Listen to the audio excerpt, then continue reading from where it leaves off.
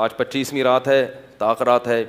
اگر اللہ نہ کرے کوئی اس گناہ میں مبتلا ہے تو وہ آج کی رات رو رو کے اللہ سے توبہ کرے اور کسی بزرگ سے رابطہ کرے کہ حضرت میرے اندر یہ بیماری ہے تو کسی طرح سے میں اس بیماری سے بچنا چاہتا ہوں، تو مجھے کوئی طریقہ بتائیں کہ اس عذاب سے میری جان چھوٹ جائے.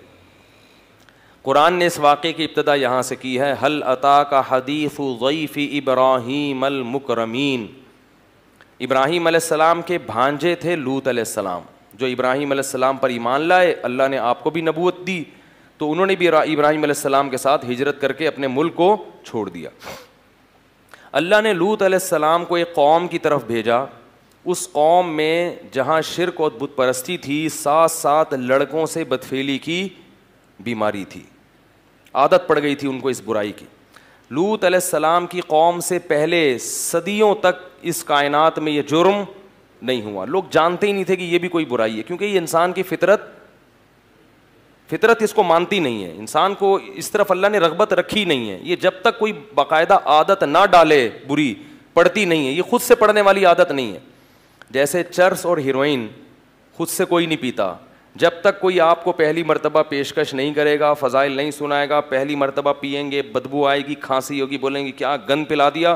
لیکن آہستہ آہستہ اس گند سے طبیعت کیا ہوتی ہے؟ مانوس. شراب بھی ایسے ہی ہے، بدبودار چیز ہے، شرابی کے منہ سے بدبو آتی ہے. لیکن انسان یہ سوچ کے بتکلف پیتا ہے کہ دیکھیں، کر کے دیکھیں ہوتا کیا ہے.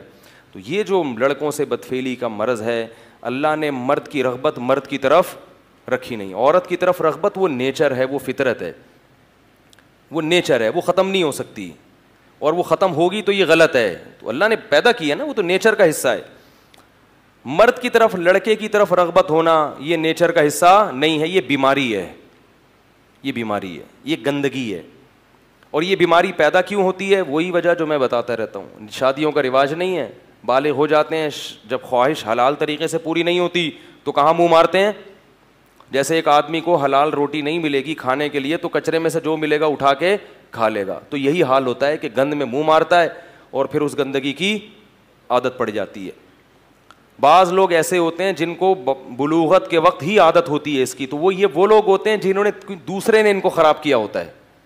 کسی دوسرے نے، جس کی عادت خراب ہو چکی ہوتی ہے، اس نے خراب کیا ہوتا ہے اس کو. تو ہے یہ یہی کہ جب آپ فطرت سے دور ہٹو گے، نکاح سے دور بھاگو گے تو گندگی میں اللہ تعالیٰ شیطان کو آپ پہ مسلط کر دے گا اور وہ شیطان آپ کو گندگی میں، بولو بھائی، ڈال دے گا.